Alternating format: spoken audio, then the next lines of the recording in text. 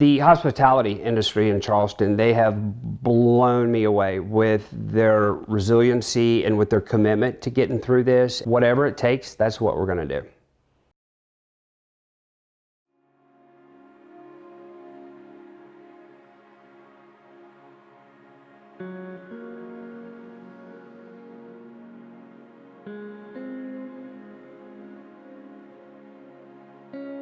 What happened was super, super sad that something like that came into Charleston and tried to destroy us. So to see that was just heartbreaking. But we all came through it together. The response the next day from Charleston was amazing. You know, is everybody coming out and helping everybody. You know, the streets were cleaned the next day by local citizens. And, you know, I think everybody came together, you know, afterwards, you know, for that. And it was really amazing. But Charleston bounces back, and you see the activity here, the volunteers, city staff, the property owners. We're all cleaning up, picking up the pieces. You know, even, you know, coming here and boarding up windows and, you know, helping all of our neighbors board up their windows and clean up. And then our vendors that are for the glass people, they were here the next day. You know, everybody was here to help, and we all understood Charleston needed to get this past us to move forward. Time and time again, the people of Charleston have proven that they overcome these obstacles and they make it better. The Charleston restaurant family is strong. You know, even just thinking of 82 Queen. 82 Queen's been around for 38 years. There is somebody in almost every single restaurant in the city that's worked at 82 Queen. They are family still to this day to us. And so that camaraderie is a big thing here in Charleston. I think it's going to help us pull through.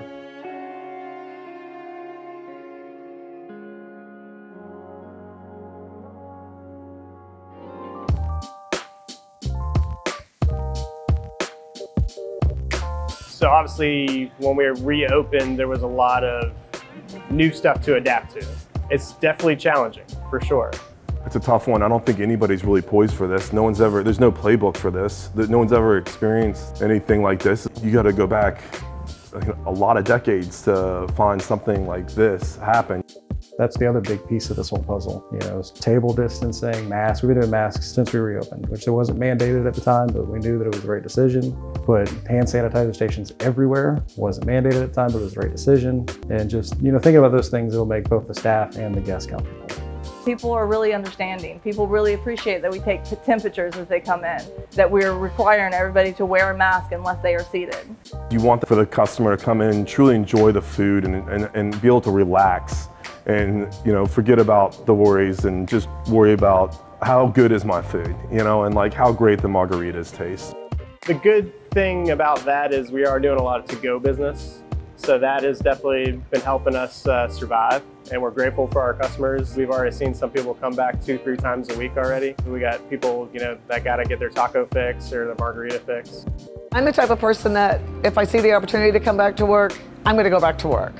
And, you know, once I heard that they had some stuff to be done, I was, bam, number one, I will come back immediately. So when the opportunity arose, I jumped on it. I wanted off the unemployment thing, and I wanted to come back to work.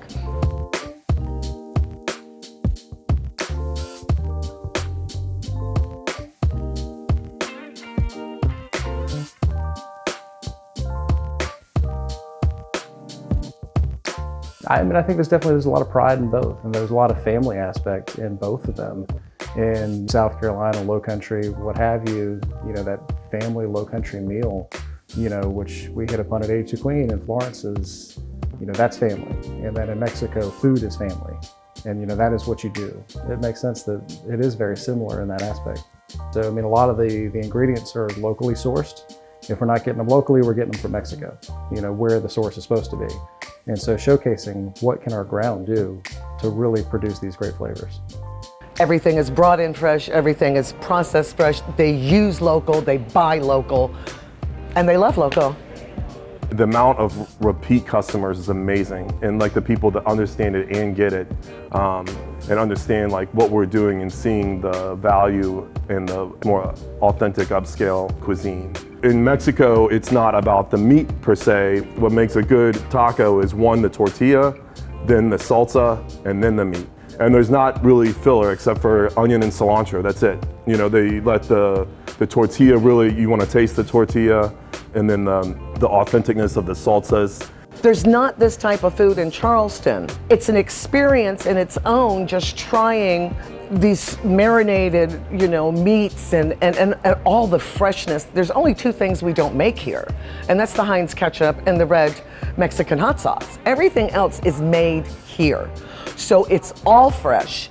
And they just put a lot of love into it. Most of the food, it just wakes up all five senses, which a lot of the tables talk about is, wow, it started off hot, but it ended up sweet. And that's the whole concept, is to just experience a culinary treat. And that's the way it should be when you're out spending money and you're sitting down to spend an hour and a half, 2 hours in a place. You should walk away with the feeling of, wow, that was a great experience. I'm gonna tell everybody about it.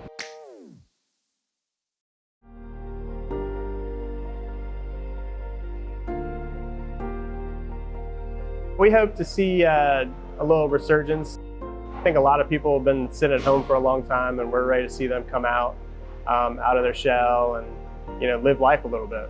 We always try to build each other up. We try to help each other out. We don't want to see restaurants close in Charleston. Charleston is a foodie town. Everybody in Charleston wants to come in, enjoy food, and have fun in a fun atmosphere.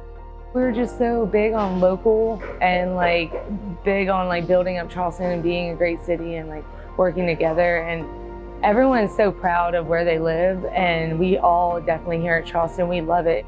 I think that's what I'm most excited about, is just getting back to normal and being able to, get the restaurants back where they used to be, full and, full of energy and fun and just people having a good time.